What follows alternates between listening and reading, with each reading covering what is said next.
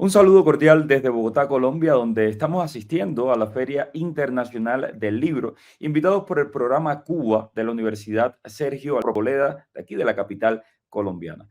La Feria Internacional del Libro, aquí en Colombia, es uno de los mayores eventos culturales en todo el año.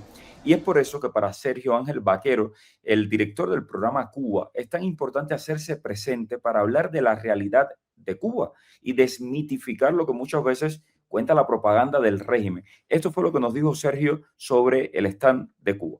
Bogotá es fundamental tener este tipo de espacios, no solamente en Bogotá, ojalá lo tuviéramos en Buenos Aires, en Madrid, en Guadalajara. Este es el único espacio donde se pueden encontrar libros de editoriales independientes cubanas y todos aquellos libros que hemos desarrollado desde el año 2018 en el programa Cuba. Acá puedes encontrar no solamente textos donde se reflexiona sobre la historia y la actualidad de Cuba, sino también podemos problematizar el tipo de historia que se ha construido desde la oficialidad del régimen cubano. Este tipo de espacios han sido cooptados a través de aparentes editoriales independientes como Ocean Sur o Teoría y Praxis, que vienen a mostrar todos los dogmas del régimen y que nadie los contrapone. Nosotros acá abrimos un espacio para presentar una visión totalmente diferente, hacer espacios de presentación de libros, discusiones. Acá, ¿qué es lo que buscamos? Desmontar los mitos que se han construido en América Latina sobre Cuba. En el evento se presentaron libros como Mejor no me callo del intelectual cubano Óscar Grandío, conversatorios también sobre, por ejemplo, el efecto de las sanciones de los Estados Unidos. Además, hablamos de eventuales procesos de transición en Cuba. Por supuesto, no faltó el intento de silenciar el debate. Vean ustedes lo que nos pasó. Los gobiernos más neoliberales del mundo, incluido Colombia, invirtieron en gasto social. En Cuba, escucha primero, escucha primero. Aquí el gobierno de Duque fue el que más robó con el cuento de la pandemia. Escúchalo. Escucha. Miren, 17 veces invirtieron en hoteles. Gaesa, la oligarquía militar cubana, no señor, la oligarquía militar cubana invirtió en hoteles, no invirtió en la agricultura. Falso. Acá están médicos, que se lo digan los médicos cubanos. Ven, acá hay médicos cubanos. Acá. Este es el fenómeno de un colombiano explicándole a los cubanos cómo viven, sin dejar que otros hablen. Mira, ellos son médicos cubanos. Ven, no te vayas, ven querido, ven aquí, ven. Mira, ellos son médicos cubanos a los que el régimen que tú defiendes les impide regresar a su país. Sus madres, sus abuelas se mueren y no pueden ir a despedirse de ellos por el único motivo de que ellos se escaparon de una misión donde les roban el 90% de su salario. Y bueno, el plato fuerte del evento fue la presentación de la encuesta nacional de seguridad alimentaria 2025 que ha sido realizada por el Food Monitor Program y que recoge más de 2.500 respuestas en Cuba. Déjenme darle algunos datos muy breves de esta encuesta. El 33.9% de los cubanos reportó hambre en los últimos 30 días, es decir, 1 de cada 3 hogares. El 94.9% perdió capacidad de compra de alimentos durante el último año. El 79% de los hogares destina el 80% más de sus ingresos a comer y el 40% agota todos sus recursos solo en alimentos. Los apagones afectaron también la capacidad de cocinar en un 80% de los hogares y casi la mitad reportó que tenía comida perdida por falta de refrigeración.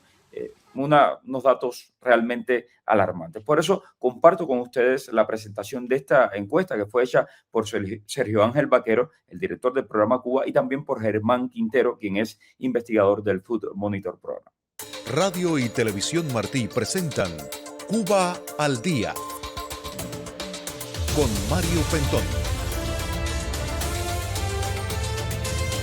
Cuba al Día.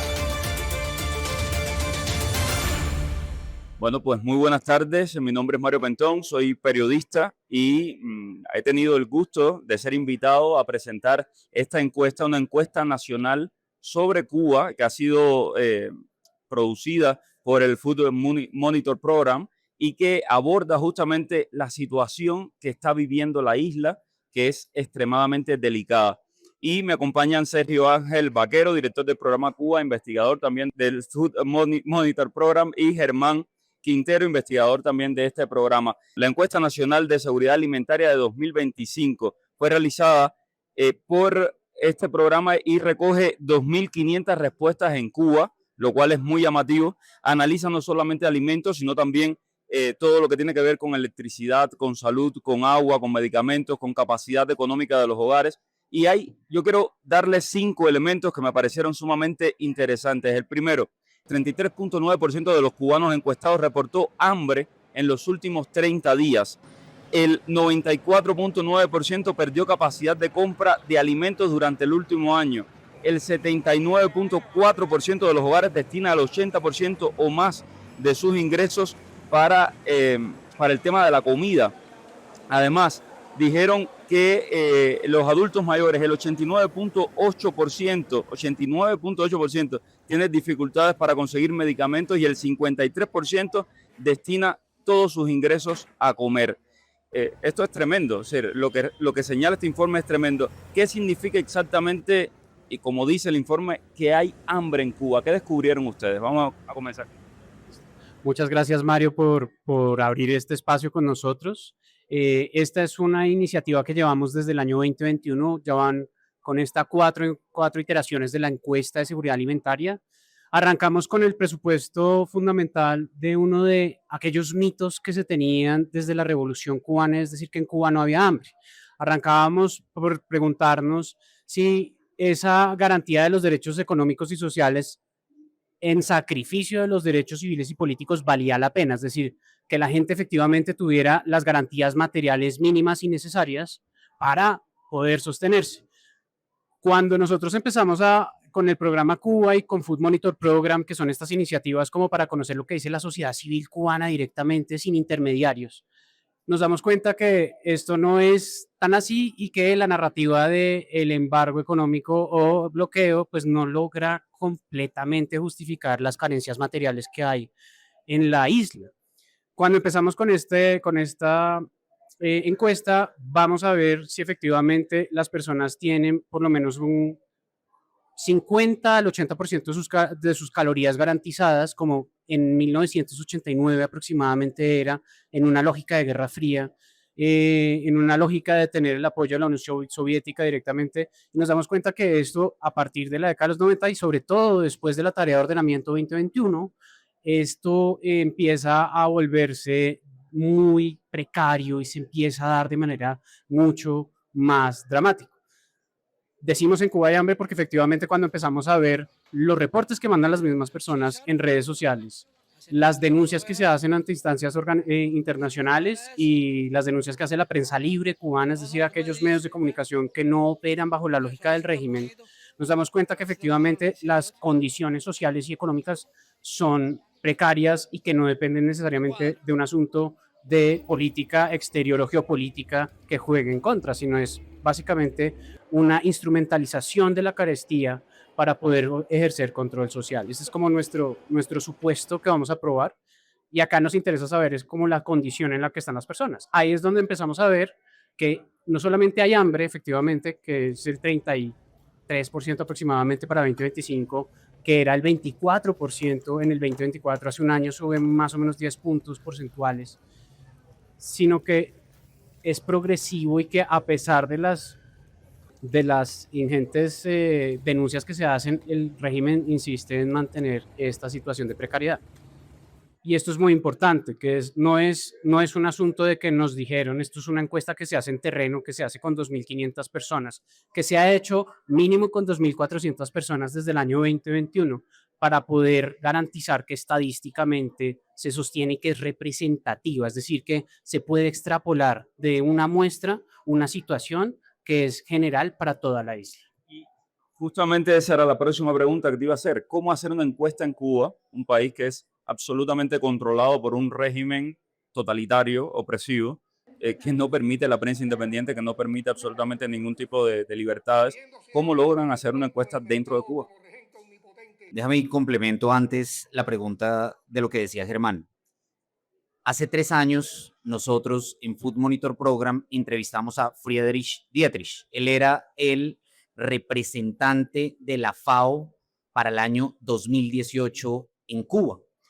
En el año 2018, la FAO anunció que Cuba había eliminado el hambre, ¿sí? Algo que resulta sorprendente dadas las condiciones de vida actualmente dentro de la isla. Lo interesante de esta entrevista, que se puede conseguir precisamente en la página de Food Monitor Program, es que el mismo representante de la FAO indicaba de manera contundente que la FAO es un instrumento de propaganda para Cuba. ¿Y por qué es sorprendente esta afirmación? Porque Cuba no aparece registrado ni en el Programa Mundial de Alimentos ni en la FAO como uno de los países en situación crítica de hambre. ¿Eso qué incidencia tiene? En los informes que hablan, por ejemplo, de los puntos críticos de hambre a nivel global y que permiten la ayuda a esa población, Cuba no aparece registrado allí. Entonces esto tiene una afectación directa, cuando además la FAO tiene una oficina dentro de la isla. A raíz de esto, y sobre todo a raíz del Hunger Map, mapa de hambre que crea el Programa Mundial de Alimentos, donde Cuba aparece con un registro favorable, es decir, uno encuentra el mapa en verde, se dice que es creado con Machine Learning, lo cual es un poco paradójico si tenemos en cuenta que si acceden hoy, en este momento, pueden encontrar que todavía existe el Cook, ¿sí? Teniendo en cuenta que desde el año 2021 desapareció. Eso muestra el enorme problema de actualización que tiene esta página y que invisibiliza una realidad que en términos prácticos afecta la posibilidad de ayudar al ciudadano de a pie. Entonces, esa es la razón de hablar de en Cuba hay hambre, porque también es una alerta para pensar de cómo resolver un problema que termina siendo un problema humanitario. Frente a tu pregunta en relación con el trabajo de campo, en Cuba está criminalizado el trabajo de campo. Es decir, no es posible desarrollar una encuesta en terreno de manera independiente. Hay un trabajo que aparece expuesto por Armando Chaguaceda, un académico cubano, junto con Claudia González Marrero, que hablan que en estados totalitarios, y particularmente en el caso cubano, se habla de una autonomofobia de Estado. Esa autonomofobia de Estado implica que no pueden existir expresiones autónomas por fuera de la oficialidad. Esto lo podemos ver en el caso de organizaciones de sociedad civil, lo podemos ver en movimientos, por ejemplo, como el movimiento feminista, organizaciones LGBT, que tampoco pueden estar al margen, por ejemplo, de una institución como el CNSEX, y en ese orden de ideas, que por supuesto es controlado desde la oficialidad. Entonces no existe nada por fuera. De hecho, eso lo vimos en manifestaciones hace unos años, en 2019 de hecho, donde se intentó organizar una marcha independiente y no fue posible. Eso lo puedes extrapolar y hacer una encuesta solamente desde la oficialidad implicaría pedir unos permisos. Y eso es lo que le pasa a la FAO. La FAO, para poder trabajar directamente y poder de alguna manera también generar un apoyo a la sociedad civil, aunque mínimo, necesita comulgar con este estado totalitario. Nosotros lo hacemos de manera independiente, con los riesgos que implica hacer trabajo de campo. Cuando digo criminalizaciones, puede llevar a la cárcel a una persona que esté desarrollando una encuesta. Nosotros no estamos haciendo encuestas políticas. Esta es una encuesta exclusivamente asociada a temas alimentarios. Entender en las 4 dimensiones de seguridad alimentaria cómo está el tema, cómo está en términos de consumo, cómo está en términos de disponibilidad, cómo está en términos de acceso y en términos prácticos entender qué es lo que pasa desde el punto de vista de la alimentación en la isla. Un asunto básico y fundamental. Una de cada 3 personas decía que tiene hambre, ¿no? Y que tiene hambre, que ha experimentado hambre en los últimos 30 días. Evidentemente, para los que somos cubanos y conocemos la prensa oficial cubana, eso no está reflejado ahí. ¿Cómo ustedes pueden ver en esta encuesta qué les dice la gente? ¿Qué historias escuchan ustedes a través de la encuesta? Bueno, ahí hay una cadena de preguntas que nos permite precisamente desde la disponibilidad, el acceso, el consumo, la estabilidad de alimentos, tejer una historia para poder entender cuál es la dificultad que hay. Esto además se complementa con los trabajos que hemos hecho en entrevistas que hemos hecho también en reportajes, testimonios que hemos tenido directamente de personas que están dentro de la isla. En el 2021 y 2022 hubo una gran migración de personas también a causa de la tarea de ordenamiento, la situación crítica. Esto es muy importante ponerlo entre 2021 y 2022 para que no se achaque única y exclusivamente a la situación geopolítica que vivimos desde el año 2023 y pues con mayores creces el año pasado. Varias cosas vemos para poder llegar a entender un poquito cuál es la narrativa o la historia que están contando los mismos cubanos sobre su situación. En primer lugar, la mayoría de personas tienen que destinar entre el 80% o más de sus ingresos totales a alimentos. Eso tiene varias aristas. Una de ellas es primero que la disponibilidad en los mercados estatales no corresponde ni siquiera a cubrirle al 10% de la población. Solo el 5% de los encuestados dice que el mercado estatal, las placitas, las bodegas, etcétera, logran suministrar los alimentos suficientes. Aparecen fenómenos que ya han sido registrados, como puede ser el mercado informal, algo del surgimiento de las MIPYMES, pero no es significativo, los trueques, la reventa, y eso no tiene los precios ni regulados ni no hay un precio de mercado real, como sería en un sistema pues, donde no hay un control estatal del mercado. Entonces tenemos precios que pueden subir hasta 3 o 4 veces los ingresos mensuales promedio de una persona en Cuba. Es decir, con un salario no me alcanzaría a comprar una canasta de huevos en este mercado informal. Ahí empezamos a atar eso precisamente de cómo se da el asunto de no poder comprar y comer. Una de las narrativas más interesantes que nosotros desde que empezamos este proyecto nos llamó mucho la atención era también una dimensión personal y de cultura, y es un poco la identidad alimentaria, es decir, la identidad que tenemos como personas a partir de lo que nosotros comemos. Y una de las cosas que en esta encuesta y en las encuestas anteriores, sobre todo 2024, nos dimos cuenta es que hubo la necesidad de registrar algo que se había visto en el periodo especial, inicios del periodo de los 90, es el tema de la sustitución de ingredientes para poder generar alimentos que recuerdan una identidad que es más hogareña, más social, más comunitaria, no política, sino más de vecinos, por decirlo de alguna manera, y que genera una identidad propiamente cubana, que pasa con cualquier otro país. Cuando uno empieza a atar este tipo de cosas, se da cuenta que no es solamente el hambre por el hambre, sino que estoy empezando ya a construir una situación donde el poder tomar decisiones, el poder asociarme, se me empieza a dañar, se me empieza a mancillar porque no tengo el tiempo para hacerlo. Que a esto se le suma también, es muy importante esto, a partir de la tarea de ordenamiento, y ahí sí podemos meter un poco la situación geopolítica actual, pues la situación de suministro de agua, de luz, la falta de combustible para el transporte, ha agravado más esta situación. Entonces ahí es donde empezamos nosotros a construir esta narrativa. Efectivamente hay un asunto de donde no solamente tengo hambre, sino que ya no me siento de alguna manera alienado en la situación que estoy porque estoy en modo supervivencia. Eso que estás diciendo del modo supervivencia es algo que constantemente escucho. Todo el tiempo la gente dice que están en una situación de apatía o que están en una situación de supervivencia. Y es muy interesante cómo se van acostumbrando las poblaciones, ¿no? Por ejemplo, con el tema de los apagones. En un inicio, los apagones fueron increciendo, fueron aumentando y las personas fueron adaptando su modo de vida a esa hora que tenían de electricidad para lavar, para cocinar, para planchar.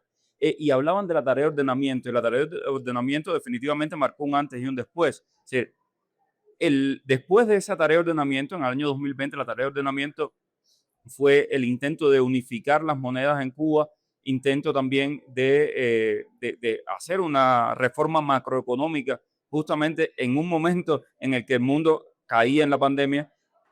Después de esto vienen las protestas masivas del 11 de julio del 2021 e inmediatamente el régimen, cuando se ve sin salida, abre la válvula de escape a través de Nicaragua y sale prácticamente 1 millón de cubanos a través de Nicaragua. Se ha ido el 10, 12%, algunos dicen hasta el 15% de la población cubana en apenas 3 o 4 años. ¿Cómo ha impactado este tema económico y hasta qué punto el Estado ha sido incapaz de lograr tener un modelo de crecimiento que le dé esperanza a la gente en Cuba? Yo creo que ahí viene quizá lo más crítico y es cómo las medidas que se han tomado desde la oficialidad han terminado empeorando la situación existente. Yo creo que la encuesta en ese sentido es elocuente y muestra un empeoramiento sustantivo desde el año 2022 hasta el año 2025, pero con una profundización muy grande de 2024 a 2025. La tarea de ordenamiento es un punto de inflexión en términos del empeoramiento de la situación. Una de las formas de evidenciarlo es que Alejandro Gil Fernández en este momento está detenido, ¿sí? Se necesitaba un chivo expiatorio para evidenciar que una decisión oficial había generado este tipo de resultados adversos, no solamente para la economía, sino para el diario vivir de los cubanos. En términos de inflación, las peores cifras de los últimos años. En términos de desabastecimiento, aunque eso es interesante, en el último año hay una mejoría en términos de esas condiciones, lo cual no necesariamente es bueno, porque se puede producir el fenómeno de existencia de bienes, más no acceso a bienes. Y ese es quizá uno de los asuntos paradójicos. Venezuela lo vivió de la misma manera. De la crisis de 2017 a la crisis de 2021 hay una diferencia sustancial en Venezuela. En 2017 no había bienes, se podían tener los recursos, pero no se podía comprar. En 2021 se podían tener los bienes, pero no había cómo comprar esos bienes por el encarecimiento de los mismos. Eso puede estar empezando a suceder también dentro de la isla gracias a dos fenómenos, las MIPYMES y el mercado negro. Yo siempre planteo que una de las decisiones que cualquier persona vería de manera muy preocupante es cómo se dieron, por ejemplo, las tiendas en moneda libremente convertible. Yo creo que es de los fenómenos más extraños, sobre todo para un régimen que se autodenomina como socialista. Y es cómo entender que el cubano de a pie reciba un salario en pesos cubanos, que las tiendas en moneda nacional no permitan o no estén suficientemente abastecidas, que la libreta no sea suficiente, sino máximo para cumplir 10 días y cada vez menos, y que el cubano de a pie necesite acceder a tiendas en divisas, y las divisas, en este caso, cuando se crearon las tiendas en MLC después de la tarea de ordenamiento, solamente se pudieran comprar las tarjetas desde el exterior. Es decir, dejando en evidencia que solamente se podían tener divisas para ello, cuando la moneda de ingreso eran el peso nacional. Entonces, acá hay decisiones también estructurales que han conducido a este fenómeno. Un país que importa el 80% de los alimentos, pero se vanagloriaba de vender la idea de soberanía alimentaria. Un país que en plena pandemia, hasta los países más neoliberales del mundo decidieron invertir en gasto social. Cuba decidió invertir 17 veces más en la construcción de hoteles y turismo, mientras dejaba abandonados, por ejemplo, servicios como la salud, la agricultura y otro tipo de bienes sociales. Algo paradójico y que de una u otra manera conduce a la enorme crisis desde el punto de vista de productividad que se ve hoy en el país. Y justamente estabas hablando de cómo necesitan los dólares para acceder al mercado.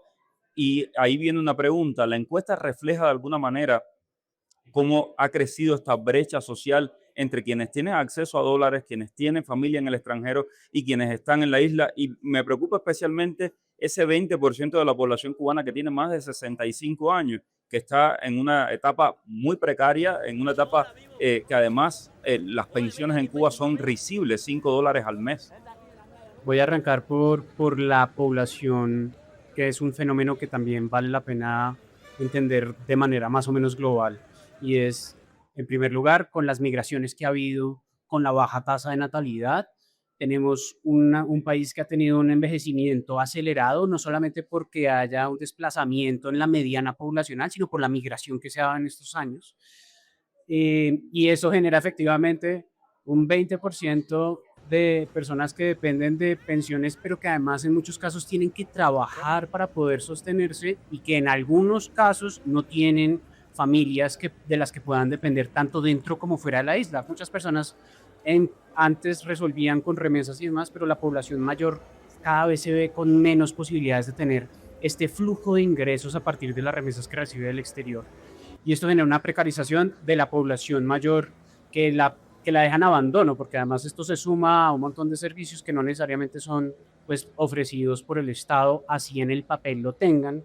Una de las cosas paradójicas es, por ejemplo, que hay atención médica oportuna, sí hay una atención médica oportuna, pero el acceso a medicamentos no. Entonces, ¿cómo resuelvo todo esto, incluyendo lo de alimentación y cuidados? Viene entonces el fenómeno de la remesa o de los ingresos por remesas.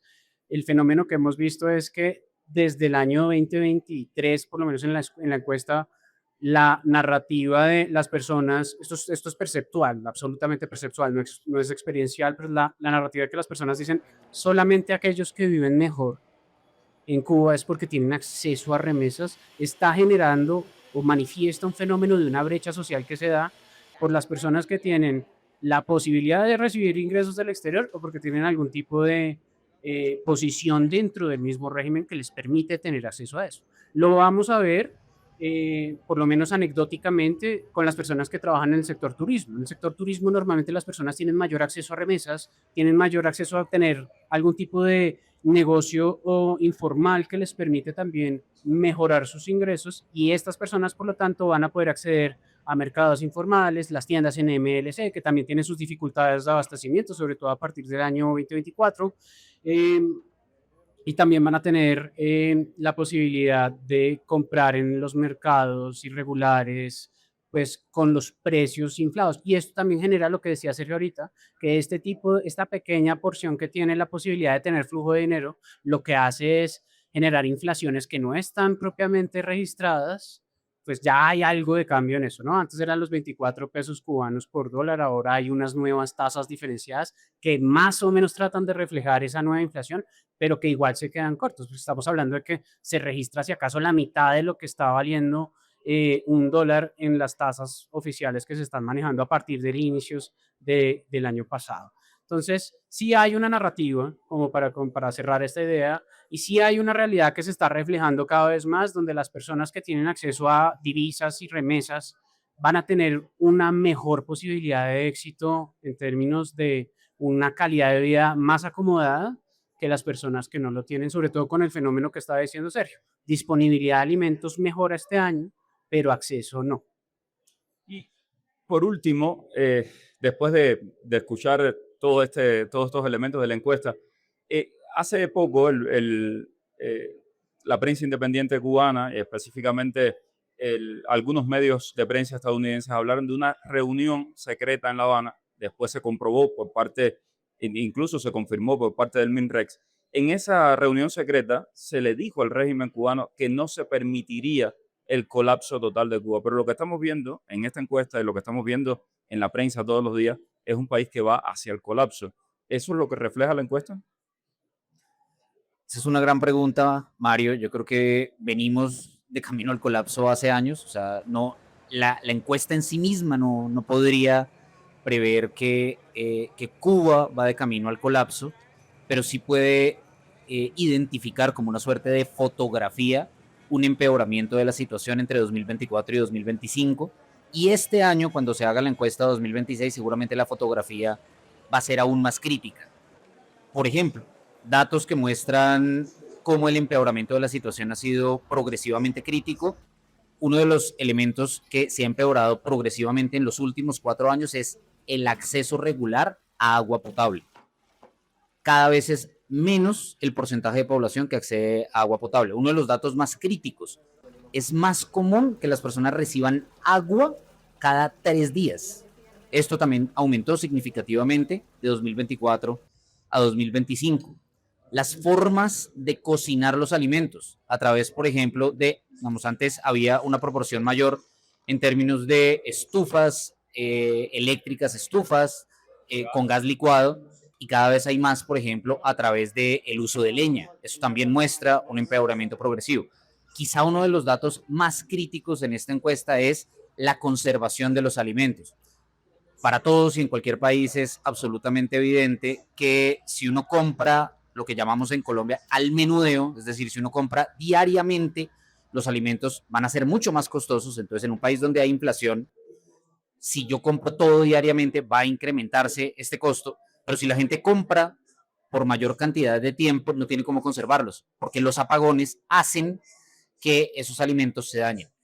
La proporción de personas que aumentó, que se le han dañado los alimentos por haberlos conservado en neveras, se ha dañado progresivamente, o incluso en la alacena, porque no hay forma de conservarlos de manera fresca. Entonces, yo no te puedo decir que la encuesta formalmente hable de un colapso, pero yo sí te puedo decir que hay un empeoramiento progresivo de la situación alimentaria que muestra además una situación crítica en una población muy preocupante para Cuba. Cuido 60, que es otro de los observatorios que hace parte de esta encuesta, para esta encuesta 2025, hizo una sección específica para las personas mayores. Cuba en este momento es el país más envejecido de la región. Una de cada 4 personas en Cuba es mayor de 60 años. Y la población que reporta una situación más crítica en este momento es la población mayor de 60 años. Entonces, no sé si realmente podemos hablar de colapso, pero lo que sí podemos hablar con absoluta claridad es un empeoramiento crítico de la situación alimentaria, que además si lo medimos desde el punto de vista de las calorías que se consumen, de la masa corporal de las personas encuestadas, también vemos un empeoramiento crítico de la situación, pero con un agravante: los organismos internacionales no lo están alertando. Y eso, digamos, era lo que comenzábamos con esta presentación, y es quizá ese es el elemento más crítico, porque no hay manera de mostrarlo a nivel internacional si no se hace de manera independiente, pero no es lo mismo a que un organismo como la FAO o el Programa Mundial de Alimentos lo reporte y busque paliarlo de alguna manera. Y para el gobierno cubano eso no se hace, y no se hace porque básicamente sería reconocer uno de los grandes fracasos de las banderas que se han desarrollado desde el 60. Pues muchísimas gracias, Sergio Ángel. Muchas gracias también a ti, Germán. Y bueno, si alguien tiene alguna pregunta, con mucho gusto, pues abrimos el panel para que las demás personas puedan participar.